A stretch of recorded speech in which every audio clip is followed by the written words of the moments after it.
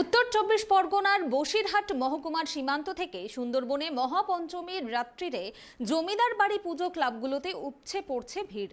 তারই মধ্যে উত্তর চব্বিশ পরগনা জেলার সভাধিপতি তথা অশোকনগরের বিধায়ক নারায়ণ গোস্বামী জেলার বিভিন্ন প্রান্তে নজরকাড়া ক্লাবগুলোতে প্রদীপ জ্বালিয়ে শুভ উদ্বোধন করলেন। খোলা মঞ্চে মাঠ ভরা দর্শনার্থীদের সামনে চণ্ডীপাঠ গানের মধ্য দিয়ে দর্শকদের জনপ্রতিনিধি চণ্ডীপাঠ গান শুনে রীতিমতো বাহবা দিচ্ছে মণ্ডপে ভিড় করা দর্শনার্থীরা। সেই ছবি দেখা গেল বসিরহাট মহকুমার অগ্রদীপ সংঘ, বিদ্যুৎ সংঘ, ইউনাইটেড ক্লাব, ব্যায়ামপীঠ সহ বিভিন্ন ক্লাবগুলোতে উপচে পড়ছে দর্শনার্থীরা। মহাপঞ্চমীর পুজো মণ্ডপে এসে নারায়ণ গোস্বামীর চণ্ডীপাঠ শুনে রীতিমতো আবেগাপ্লুত হয়ে পড়েছে সবাই।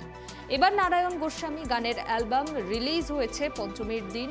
সপ্তক মেলোডি প্রথম অ্যালবাম এবারের 56 বছরে পা দিল। অগ্রদীপ সংঘটিকার বন্যা প্রদেশের জীবনযাত্রা তুলে দেয়া সেই সঙ্গে উপজাতি সমন্বয়ে রেখে প্রতিমা তৈরি করা হয়েছে। অন্যদিকে নৈহাটি বিদ্যুৎ সংঘ 51 বছরে পা দিল, তাদের ওড়িশার ধবলগিরির আদলে বুদ্ধ মন্দির।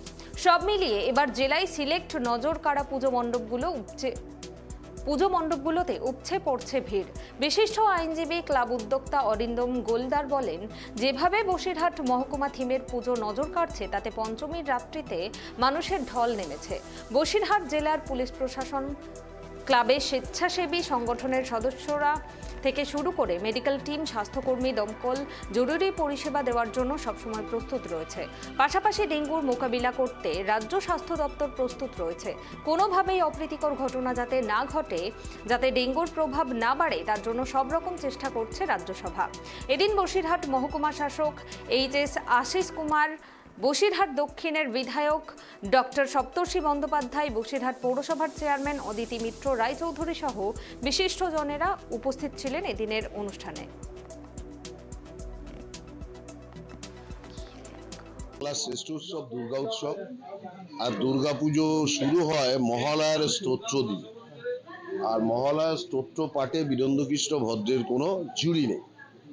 একবার সম্ভবত উত্তম কুমার চেষ্টা করেছিলেন, কিন্তু তিনি যথেষ্ট প্রথিতযশা অভিনেতা হলেও সেই কণ্ঠ, তার সুর, লয় সেটা দিতে পারেননি বলে আবার কদিন পরে সেই বীরেন্দ্রকৃষ্ণ ভদ্রের সেই মহালয়া স্তোত্র আবার আকাশবাণীতে চালু হয়েছে।